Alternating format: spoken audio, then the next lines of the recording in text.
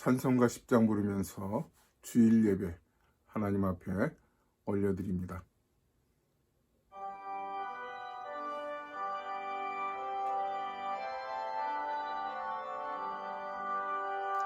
전능왕 오셔서 주 이름 찬송케 하옵소서. 영광과 권능의 성부여셔서 우리를 다스려 주옵소서. 강생한 성자여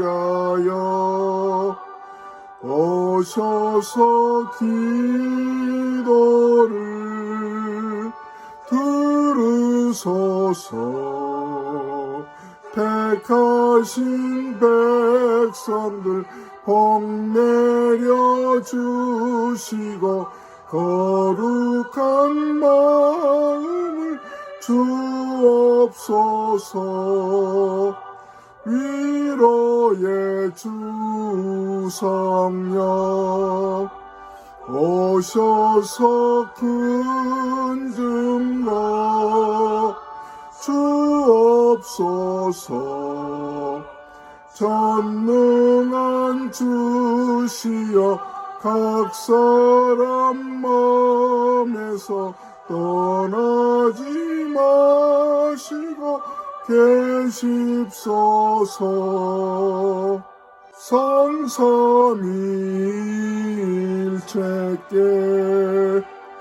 한없는 찬송을 드립니다. 존귀한 주님을 영광 중배 없고 영원히 모시게 하옵소서.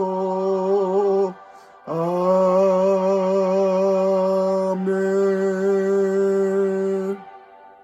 하나님은 영이시니 예배하는 자가 신령과 진정으로 예배할지니라. 거룩하시고 은혜가 풍성하신 하나님 아버지, 2020년 9월 13일 오전 11시 주일 예배로 한자리에 모였습니다.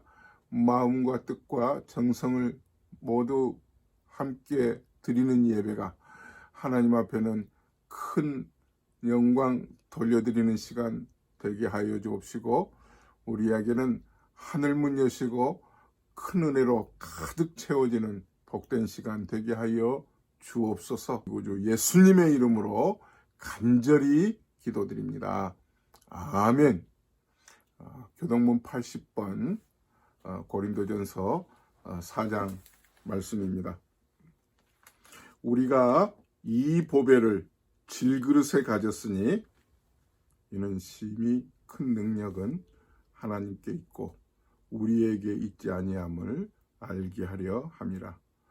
우리가 사방으로 우겨쌈을 당하여도 쌓이지 아니하며 답답한 일을 당하여도 낙심하지 아니하며 박해를 받아도 버림받지 아니하며 거꾸러뜨림을 당하여도 망하지 아니하고 우리가 항상 예수의 죽음을 몸에 짊어짐은 예수의 생명이 또한 우리 몸에 나타나게 하려 함이라. 우리 살아있는 자가 항상 예수를 위하여 죽음에 넘겨짐은 예수의 생명이 또한 우리 죽을 육체에 나타나게 하려 함이라. 전능하사 천지를 만드신 하나님 아버지를 내가 믿사오며 그 외아들 우리 주 예수 그리스도를 믿사오니 이는 성령으로 잉태하사 동정녀 마리아에게 나시고 본디오 빌라도에게 고난을 받으사 십자가에 못 박혀 죽으시고 장사한 지 사흘 만에 죽은 자 가운데서 다시 살아나시며 하늘에 오르사 전능하신 하나님 우편에 앉아 계시다가 저리로서 산 자와 죽은 자를 심판하러 오시리라. 성령을 믿사오며 거룩한 공예와 성도가 서로 교통하는 것과 죄를 사하여 주시는 것과 몸이 다시 사는 것과 영원히 사는 것을 믿사옵나이다. 아멘. 이 시간은 각 가정에서 한번 이 대표로 기도하는 시간입니다. 다 같이 찬송가 393장 오 놀라운 구세주 예수 내 주 함께 찬송하겠습니다.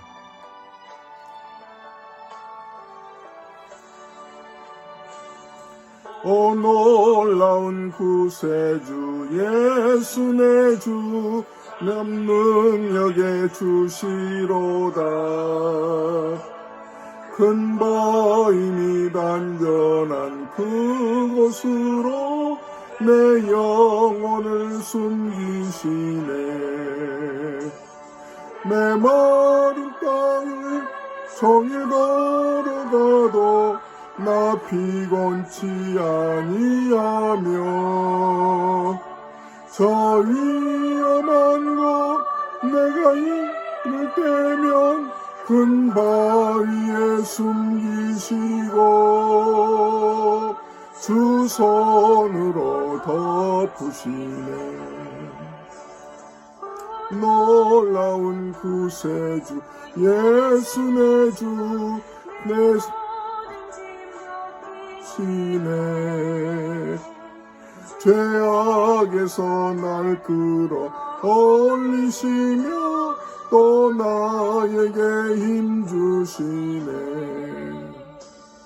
내 마른 땅을 종일 걸어가도 나 피곤치 아니하며 저 위험한 것 내가 큰 바위에 숨기시고 주 손으로 덮으시네.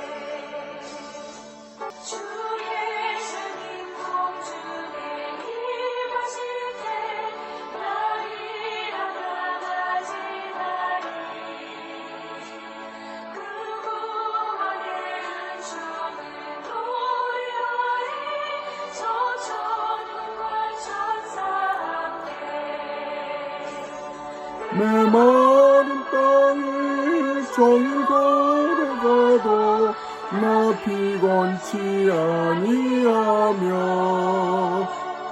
저 위험한 것 내가 이를 때면 큰 바위에 숨기시고 주 손으로 덮으시네. 오늘 우리에게 주신 하나님 말씀 느헤미야 5장 1절에서 14절 말씀입니다. 구약성경 732면 느헤미야 5장 1절에서 14절 좀 길지만 함께 보겠습니다. 그때 백성들이 그들의 아내와 함께 크게 부르짖어 그들의 형제인 유다 사람들을 원망하는데 어떤 사람은 말하기를 우리와 우리 자녀가 많으니 양식을 얻어먹고 살아야 하겠다 하고 어떤 사람은 말하기를 우리가 밭과 포도원과 집이라도 저당 잡히고 이 흉년의 곡식을 얻자 하고 어떤 사람은 말하기를 우리는 밭과 포도원으로 돈을 빚내서 왕에게 세금을 바쳤도다. 우리 육체도 우리 형제의 육체와 같고 우리 자녀도 그들의 자녀와 같거늘 이제 우리 자녀를 종으로 파는도다. 우리 딸 중에 벌써 종된 자가 있고 우리의 밭과 포도원이 이미 남의 것이 되었으나 우리에게는 아무런 힘이 없도다 하더라. 내가 백성의 부르짖음과 이런 말을 듣고 크게 노하였으나 깊이 생각하고 귀족들과 민장들을 꾸짖어 그들에게 이르기를 너희가 각기 형제에게 높은 이자를 취하는도다 하고 대회를 열고 그들을 쳐서 그들에게 이르기를 우리는 이방인의 손에 팔린 우리 형제 유다 사람들을 우리의 힘을 다하여 도로 찾았거늘 너희는 너희 형제를 팔고자 하느냐? 더구나 우리의 손에 팔리게 하겠느냐? 하며 그들이 잠잠하여 말이 없기로 내가 또 이르기를 너희의 소행이 좋지 못하도다. 우리의 대적 이방 사람의 비방을 생각하고 우리 하나님을 경외하는 가운데 행할 것이 아니냐. 나와 내 형제와 종자들도 역시 돈과 양식을 백성에게 구워 주었거니와 우리가 그 이자 받기를 그치자.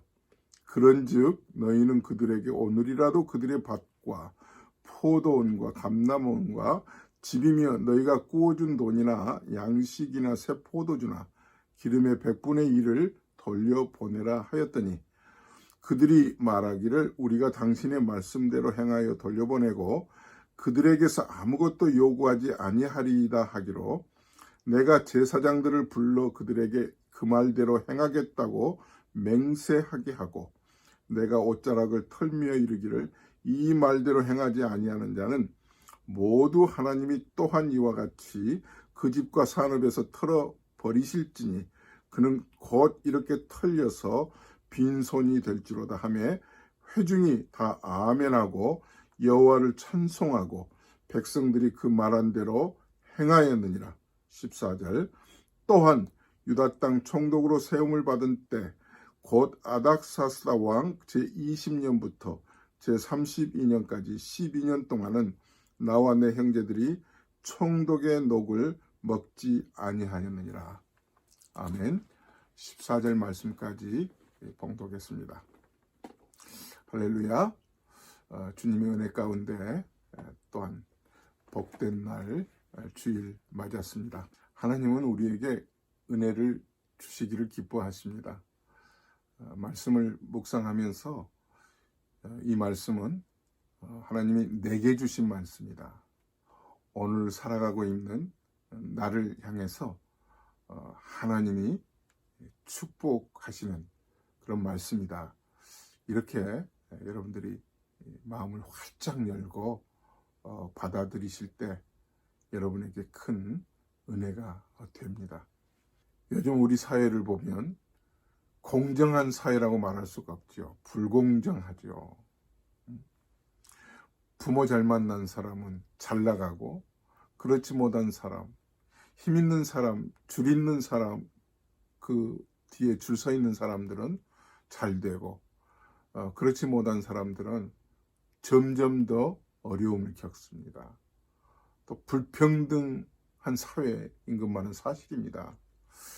백인 경찰이 흑인을 무릎으로 눌러 목숨을 잃게 한 이 끔찍한 사건으로 촉발된 흑인 생명도 소중하다. 블랙 라이브스 매터는 전 세계의 시위로 확산되고 있는 것만 해도 그렇잖아요. 더군다나 코로나로 인해서 경제적인 활동이 멈추어져 있습니다. 그러다 보니까 임대료가 밀리고 모든 가계의 빚은 부채는 점점 늘어나고 은행에서 대출받은 대출금은 갚을 길이 없고 빚을 내어서 빚을 갚는 이런 어려움들이 점점 더 가중되고 있는 사회입니다. 이걸 어떻게 해결해야 될까요? 그런데 놀랍게도요, 요즘과 같은 이런 어려운 상황들이 수천 년 전에 이스라엘 땅에도 있었다는 사실 아니겠어요? 오늘 느헤미야서 5장에도 보면 그 예루살렘, 그 이스라엘 백성들 가정에, 그 사회에 가득 이렇게 어려움이 먹구름이 덮여 있어서 이게 터진 거예요. 놀랍지 않아요? 자, 1절을 보세요. 그때 백성들이 그들의 아내와 함께 크게 부르짖어 그들의 형제인 유다 사람들을 원망하는데, 그때 원망이 터져 나오는 거예요. 자기 부인들과 함께 온 가정들이 그냥 이구동성으로 크게 부르짖었다고 하는 거거든요. 원망이 터져 나오는 거예요. 우리가 4장에서는 산발락과 도비아가 감정적으로 비웃어서, 감정을 건드림으로 인해서 성전 건축을 포기하게 하거나 기운 빼게 하는 그런 사탄의 전략이 있었죠. 공동체를 허무는 일이잖아요. 비웃는 것으로, 그러니까 마음을 뒤집어 놓는, 속상하게 하는 것으로 공동체를 허물었다면, 또 하나 오늘 5장에서 공동체가 바로 서가는데, 건강한 그런 공동체가 되는데 막아서는 장애물이 뭐냐면 원망이에요. 원망.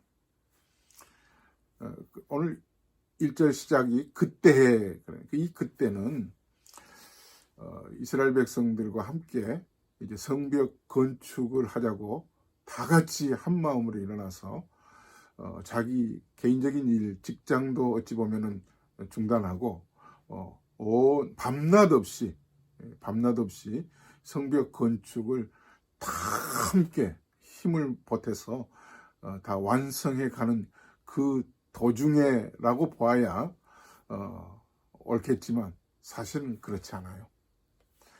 오늘 이 5장은 삽입절이에요. 그러니까 4장에 이어서 오는 그런 시간적인 연결로 보면은 잘못입니다. 이 5장은 성벽 건축이, 성벽이 다 완성된 이후에, 그러니까 느헤미야 성벽 건축 재건 이후에 있는, 시기적으로는 늦게 와야 할 말씀이 오늘 4장 이후에 이 5장에 삽입되어 있는 거예요. 어떻게 할 수 있느냐고요? 14절, 오늘 마지막 14절을 읽었는데, 느헤미야가 이스라엘, 이 예루살렘의 총독으로 임명을 받아요. 그래서 12년 동안 총독으로 재임하고 있는 그 기간에 나타난 이 사회적인 어려움으로 오는 원망, 백성들로부터 터져 나오는 원망을 느헤미야가 듣고 해결해 나가는 그런 내용이 말씀으로 기록되어 있는 거예요. 2절부터 5절 사이에 원망할 수밖에 없는 내용들이 기록되어 있는데, 우선은 흉년이 들었어요. 자연재해로 인하여서 도무지 이런 경작의 소출이 아주 적은 거에 기근이 들고 해서 먹을 게 없는 거죠. 사람이 먹을 게 없으면 못 살겠다고 어려움이 오잖아요. 더군다나 경제적인 어려움이 가중되다 보니까 요즘으로 말하면 크레딧 카드를 써서 이쪽에서 빼서 써서 이쪽 갚으면서 살아가는데 이자가 더 겹쳐가지고 짓눌려서 죽을 지경인 거예요. 같은 동족들끼리 돈을 빌려서 꾸어서 쓰는데 고리를 받는 거예요. 완전히 고리 대금업자처럼 동족이 동족을 무시하고 동족이 동족의 피를 빨아먹는 것처럼 어려움을 주고 있는 거예요. 이게 견디기 어려운 거예요. 그러니까 빈부의 격차가 심해진 거 아니겠습니까? 더군다나 어떻게 해서든지 살아가 보려고 하는데 동족에게 딸을 노예로 파는, 그래서 어떻게든지 살아가 보려고 하는 이런 일들까지도 겹치기 시작하는 거예요. 그러니 얼마나 어려움이 가중되겠습니까? 세금이 말이 아니에요. 내야 될 세금이, 정당한 세금이면 모르겠는데 과도한 세금까지도 착취해 가는데, 거기에다가 지역 관리들까지도 또 자기의 동족에게 경제적인 어려움을 주고 있으니 이건 못 살겠던 거예요. 그래서 불평불만이 터져 나오는 겁니다. 이럴 때 하나님께서는 어떻게 이 일들을, 이 공동체를 허무는 이 원망, 이 불평불만을 풀어가실까요? 자, 6절을 보시면 느헤미야가 이 사실을 알고 크게 화를 내는 겁니다. 자, 6절, 내가 백성의 부르짖음과 이런 말을 듣고 크게 노하였으나, 그러니까 내가는 느헤미야죠. 느헤미야가 크게 화를 냈다는 거죠. 백성들의 이런 불평불만, 그들의 원망거리들을 듣고 나니 나도 같은 동족으로서 참 언짢다. 니네들이 불평불만할 만하다. 이게 높은 자리에 있는 사람이 가지고 있어야 할, 갖춰야 할 덕목이죠. 여러분, 높은 자리에 있을수록 백성들의 그런 원성, 국민들의 그런 불평불만에 대해서 귀 기울이는 지도자 찾기가 쉽지 않거든요. 그냥 하대하거나 룩다운하거나 그냥 한 귀로 듣고 한 귀로 흘려버리는, 자기 자리 보존하려고 그냥 페르시아의 그런 아분화하고 그런 그 총독이 되기 쉽지, 자기 백성들의 아픔에 대해서 애잔한 마음을, 열린 마음으로 갖는다는 건 쉬운 게 아닙니다. 그런데 느헤미야에게는 이런 분노하는, 같은 동족의 아픔을 이해하는 마음이 있는 거예요.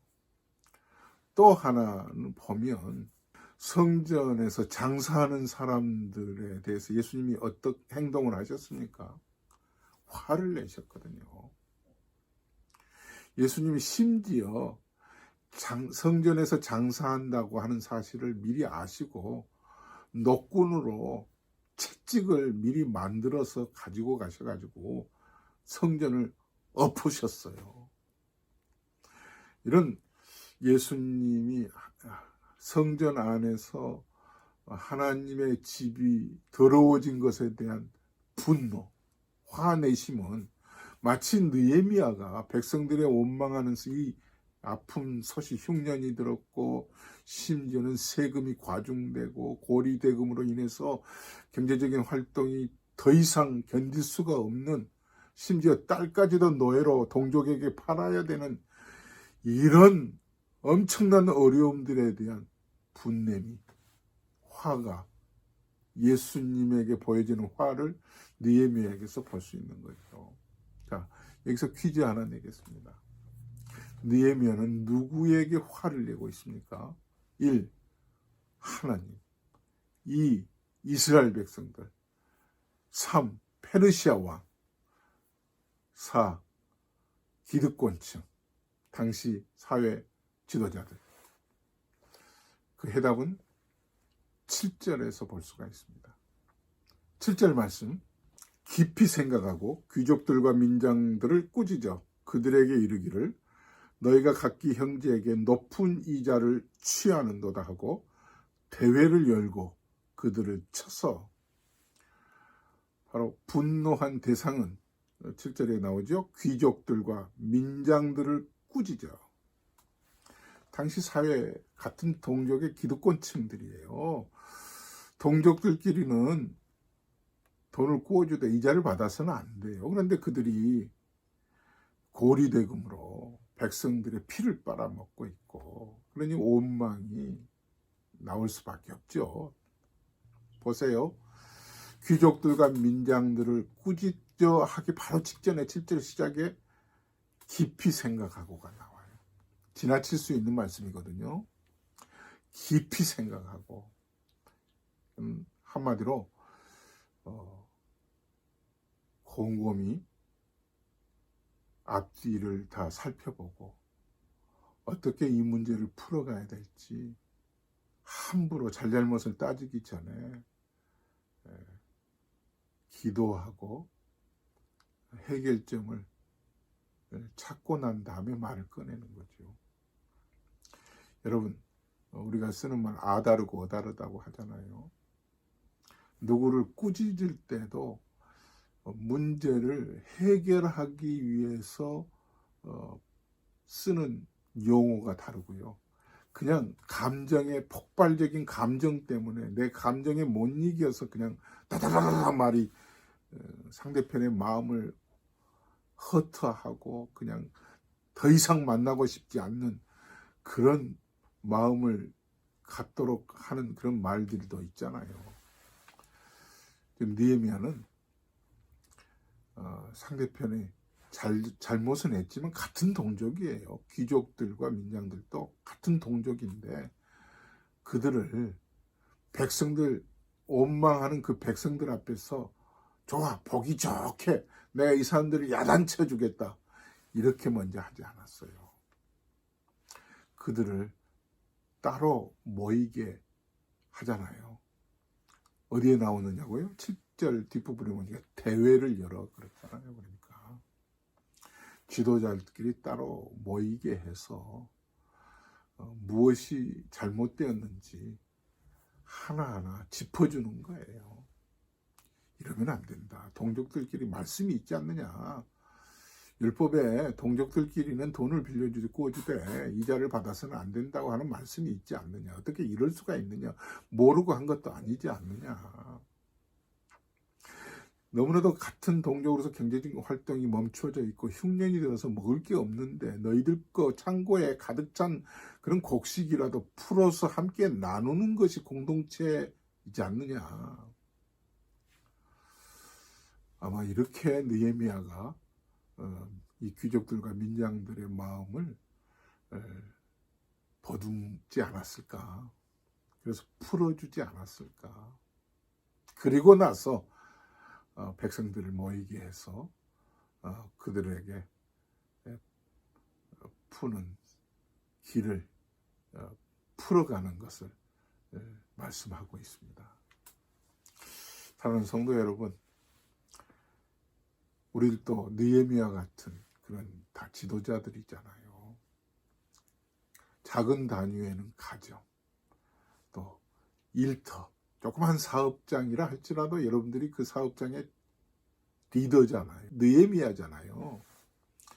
조그만 사업장이더라도 여러분들이 그 사업장의 느헤미야이시거든요.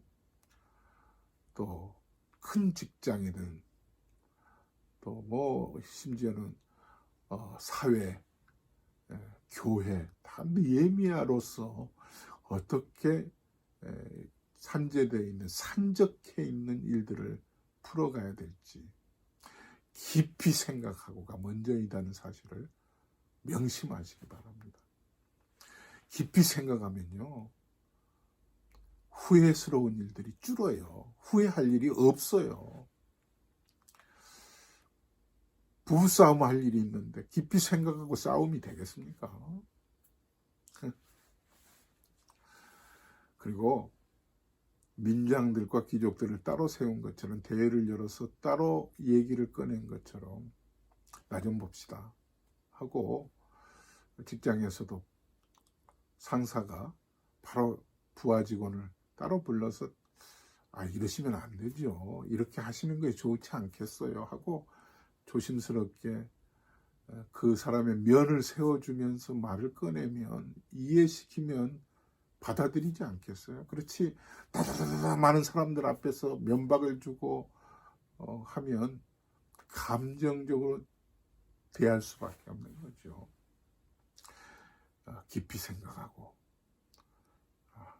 하룻밤을 더 지새고 기도하고 곰곰이 풀어가야 할 일들을 좀 머릿속으로 계산해보고 그리고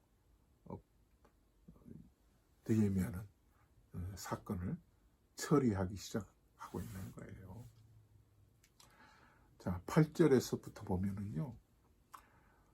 이렇게 원망, 불평, 불만이 가득 찬 이 사회에 정말 어디서부터 어떻게 풀어가야 될지 모르는 이런 일들이 술술술술 느헤미야가 말을 꺼내면 꺼낸 대로 받아들이는 거예요. 귀족과 민장들이 알겠다고 그렇게 하겠다고 고리대금으로 하지 않겠다고 풀어가는 거예요. 놀랍지 않아요? 자, 8절부터 제가 보겠습니다. 우리는 이방인의 손에 팔린 우리 형제 유다 사람들을 우리의 힘을 다하여 도로 찾았거늘 너희는 너희 형제를 팔고자 하느냐 더구나 우리의 손에 팔리게 하겠느냐 하며 그들이 잠잠하여 말이 없기로 내가 또 이르기를 너희의 소행이 좋지 못하도다. 우리의 대적 이방 사람의 비방을 생각하고 우리 하나님을 경외하는 가운데 행할 것이 아니냐. 나와 내 형제와 종자들도 역시 돈과 양식을 백성에게 구워주었거니와 우리가 그 이자 받기를 그치자. 그런즉 너희는 그들에게 오늘이라도 그들의 밭과 포도원과 감람원과 집이며 너희가 구워준 돈이나 양식이나 새 포도주나 기름의 100분의 1을 돌려보내라 하였더니 그들이 말하기를 우리가 당신의 말씀대로 행하여 돌려보내고 그들에게서 아무것도 요구하지 아니하리이다 하기로 내가 제사장들을 불러 그들에게 그 말대로 행하겠다고 맹세하게 하고. 귀족들과 민장들도 사람이죠. 같은 동족들이죠. 이해를 시키고 있는 거예요. 깊이 생각한 느헤미야가 하나님이 그 깊이 생각하는 그 시간에 지혜를 주신 거예요. 깊이 생각할 때 결국은 하나님으로부터 지혜를 받는 시간이에요. 내 감정으로는 내 개인적인 어떤 인간적으로는 풀 수가 없는 거죠. 해결점을 찾을 수가 없는 거죠. 감정이 앞서니까 그냥 해서는 안 될 말도 터져 나오지 않겠어요. 먼저 풀어가는 말이 뭐예요? 8절부터 보니까 우리 한 동족으로서 우리가 다들 포로로 잡혀 있다가 여기까지 함께 오지 않았느냐. 그런 말씀이잖아요. 유다 사람들을 우리의 힘을 다하여 도로 찾았거늘 이제 포로로 우리가 다 잡혀 있어서 고통받고 있다가 이제 예루살렘으로 돌아와서 우리가 이렇게 참 평안하게 살고 있는 이 순간에 우리가 우리를 서로 팔면서 살아가야 되겠느냐. 좋게만 말하는 것 같은데 짚을 건 다 짚고 가잖아요. 너희의 소행이, 그러니까 너희가 지금 하고 있는 그런 모든 행동, 고리대금이나 약한 자들의 딸을 노예로 삼아서 그들에게 힘들게 고통을 주고 있는 일이 그 소행이라고 하고 있잖아요. 좋지 못하다는 거죠. 우리의 대적 이방 사람의 비방을 생각하고 우리 하나님을 경외하는 가운데 행할 것이 아니냐. 그러니까 우리가 정말로 하나님을 경외하는 그런 마음가짐으로 살아가야 옳을 텐데 그렇지 못했다는 거죠. 이렇게 해서 설득을 하고 10절 11절에 너희들이 이자 받지 마라. 그렇게 받았어야 되겠느냐 했더니 뭐라고 말씀하고 있는 거예요? 12절에서 우리가 당신의 말씀대로 행하여 돌려보내고 그들에게서 아무것도 요구하지 아니하리다. 밭이나 포도원이나 그들로부터 전당 잡았던 모든 그 물건들 그리고 부동산들을 전부 문서들을 그냥 돌려 주었다는 거죠. 이게 은혜입니다. 사랑하는 성도 여러분, 어떤 사회, 어떤 공동체든지 어려움은 있기 마련이에요. 공정하지 못해요. 평등하지 못해요. 하지만 이런 그 평등치 못하고 공정하지 못한 이런 사회 속에서도 하나님의 은혜를 깨닫는 성도들끼리의 이런 그 공동체는 늘 한 마음이 되어야 되는 그런 그 분모는 하나님이시죠. 십자가예요. 이게 허물어지면, 그러니까 하나님을 경외하는 마음이 없어지면 같은 공동체 안에서도 있는 자가 없는 자를 짓밟고 강한 자가 약한 자를 괴롭히고 이건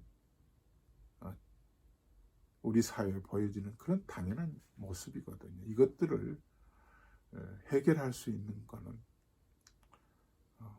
십자가예요. 십자가. 사랑하는 성도 여러분, 우리 안에서 어떤 경우라도 중요한 것은요, 그 십자가가, 그 하나님의 은혜가 느헤미야에게 있었기 때문에 이 일이 해결될 수 있는 시작점이 되는 거예요. 그 다음에 한 가지만 더 말씀을 드리고 마치려고 합니다. 느헤미야가 이렇게 말할 수 있고, 이 느헤미야가 이렇게 안내를 하고 귀족들과 민장들에게 지도를 하는데 그들이 귀담아 듣고 그대로 하겠다고 할 수 있었던 것은 느헤미야가 총독이기 때문에 그 신분이, 그 직업이, 위치가 높은 자리에 있기 때문만은 아닙니다. 그 자리에 있기 때문에라도 말을 듣겠지만 그냥 들어도 감정 없이 듣지는 않아요. 그런데 느헤미야는 당시 사회에서 존경받는 인물이었어요. 참 저 사람 됨됨이가 됐어. 총독이지만 총독 같지가 않아. 우리에게 같은 형님 동생 같아. 어디서 볼 수가 있어요? 그는 경제적으로 깨끗한 사람이었어요. 사람들에게 비난받는 총독으로 왔기 때문에 뇌물을 받거나 사람들을 윽박질러서 그들로부터 자기의 이익을 갈취하는 그런 리더가 아니었어요. 그런 깨끗한 사람이었기 때문에 청렴하다고 그러죠. 그런 청렴한 삶을 살았기 때문에 사람들에게 말을 해도 그 말이 힘이 있었어요. 파워가 있었던 거예요. 그 말씀이 오늘 14절 이후에 있는데 잠깐 같이 읽고 내 말이 파워풀할 수 있는 거는 삶이 깨끗해야 되겠구나. 이 말로만 십자가 하나님만이 아니라 정말 사람들에게 인정받을 수 있는 건 하나님 앞에서 정직하고 백성들 앞에서도 비난의 대상이 되지 않는 정말 존경받는 그런 삶을 살았구나. 그걸 보여줘야 되는 거겠죠. 자, 보세요. 14절부터 15절 2절을 읽습니다. 또한 유다 땅 총독으로 세움을 받은 때 곧 아닥사스다 왕 제20년부터 제32년까지 12년 동안은 나와 내 형제들이 총독의 녹을 먹지 아니하였느니라. 나보다 먼저 있었던 총독들은 백성에게서 양식과 포도주와 또 은 40세겔을 그들에게서 빼앗았고 또한 그들의 종자들도 백성을 압제하였으나 나는 하나님을 경외함으로 이같이 행하지 아니하고. 다른 총독들, 자기에 앞선 다른 총독들은 백성들의 골수를 빼먹었다는 거 아니겠어요? 힘들게 했다는 얘기 아니겠어요? 그런데 자기는 지난 12년 동안 녹을 먹지 않았다는 거죠. 뇌물을 받거나 관행이라고 해가지고, 관행이라는 거 아시잖아요, 그죠? 남들도 그동안에 다 이렇게 해왔던 거야. 그러니 사회적으로 병들어 있고 썩어 있는데, 부패되어 있는데도 관행이라는 걸로 덮을 때가 많이 있거든요. 그런데 느헤미야는 그렇지 않았다는 거죠. 나는 이 일을 행하지 아니하였다는 거죠. 그러니 백성들이 느헤미야를 어떻게 보았겠어요? 그래 느헤미야의 말이 힘이 생긴 거예요. 근데 이렇게 자기는 바르게 살았던 그 이유가 분명하잖아요. 하나님 때문에. 15절 뒷부분 다시 읽습니다. 나는 하나님을 경외함으로 이같이 행하지 아니하고. 15절 도리어 이 성벽 공사에 힘을 다하며 땅을 사지 아니하였고 내 모든 종자들도 모여서 이 일을 하였으며. 19절 봅니다. 내 하나님이여 내가 이 백성을 위하여 행한 모든 일을 기억하사 내게 은혜를 베푸시고. 주시옵소서. 느헤미야는 오직 은혜를 공급받을 대상이 백성이 아니고 하나님이었습니다. 호주머니가 든든하지 않아도 그의 영적인 내재되어 있는 마음은 창고가 가득할 만큼 12광주리가 차고도 남을 만큼 그는 풍성한 하나님의 은혜를 소유하고 있었습니다. 그렇기 때문에 그는 지도자로서 백성들의 아픔을, 고충을 해결할 수 있었습니다. 그리고 백성들을 힘들게 했던 귀족이나 민장들, 지도자들도 이 느헤미야의 간곡한 부탁, 그 꾸짖음에 그들은 마음 상하지 않고도 그대로 느헤미야 말을 듣고 준행했다고, 그대로 따랐다고 하지 않아요. 말씀을 마치겠습니다. 우리들이 살고 있는 사회, 공정하지 못하고 불평이 터져 나오는 이 불평등한 이 사회 속에서 우리는 지금도 느헤미야 같은 사람을 기대해 봅니다. 여러분의 가정에 느헤미야는 누구실까요? 여러분들의 일터에 느헤미야는 여러분 자신이 되시고 싶으신 마음은 없으신가요? 여러분이 느헤미야이십니다. 더 나아가서 우리의 삶의 주인 되신 예수 그리스도가 느헤미야를 통해서 엿보여질 수가 있습니다. 사랑하는 성도 여러분, 느헤미야는 늘 하나님의 은혜를 구했습니다. 하나님을 경외했습니다. 하나님만이 자기의 전부였습니다. 그것을 하나님이 그의 배를 부르게 했고 그의 마음에 영혼의 양식을 채워주셨습니다. 그러기에 이렇게 백성들을 이끌 수가 있었습니다.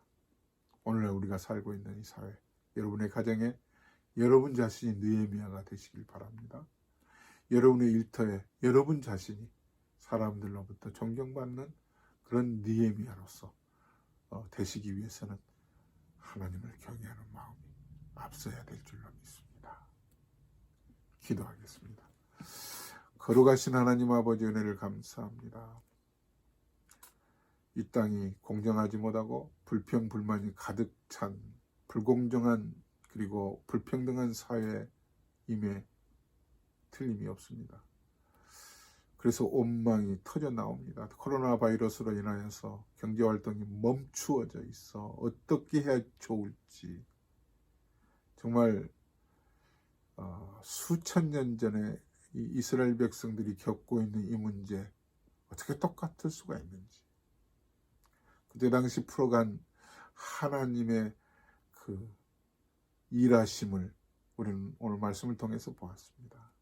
느헤미야라고 하는 하나님의 지도자, 하나님이 세운 지도자를 통하여서 그가 하나님을 경외했고 하나님의 은혜를 공급받아 그 귀족이나 민장들, 그 지도자들에게도 존경을 받고 느헤미야의 그런 꾸짖음이나 그런 공면에 그대로 귀담아 듣고 순종했던 것처럼 하나님, 우리의 가정, 일터, 그리고 더 나아가서 심지어는 11월에 있을 미국의 대통령 선거에까지도 정말 느헤미야 같은 사람 그대로는 찾아볼 수가 없을 것 같은데도 하나님, 이 나라의 지도자도 느헤미야 같이 백성들로부터 존경받는 지도자가 될 수 있도록 은혜를 베풀어 주옵소서.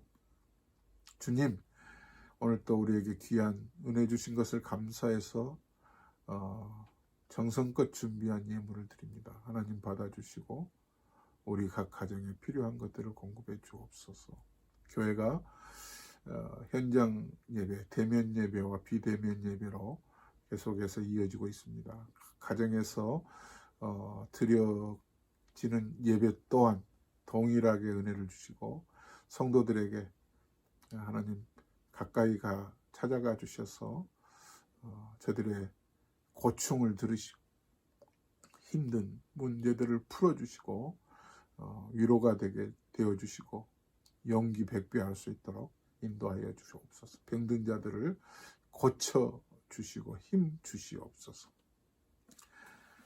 이제는 우리 구주 예수 그리스도의 은혜와 하나님 아버지의 무한하신 사랑하심과 성령의 교통하심이 원망할 만한 불공정하고 불평등한 사회가 지금이나 예나 있었지만 느헤미야 같은 지도자를 통하여 하나님의 경외하고 하나님의 은혜를 사모하는 자를 통하여 문제가 해결되는 것처럼 이 시대에 우리 사랑하는 성도들이 가정에서 일터에서 느헤미야 같은 그런 삶을 살면서 지도자 되기로 결심하는 모든 성도들 머리 위에 이제부터 영원토록 함께 계실지어다. 아멘. 주 안에서 사랑합니다. 또 다음 주일 뵙겠습니다. 샬롬.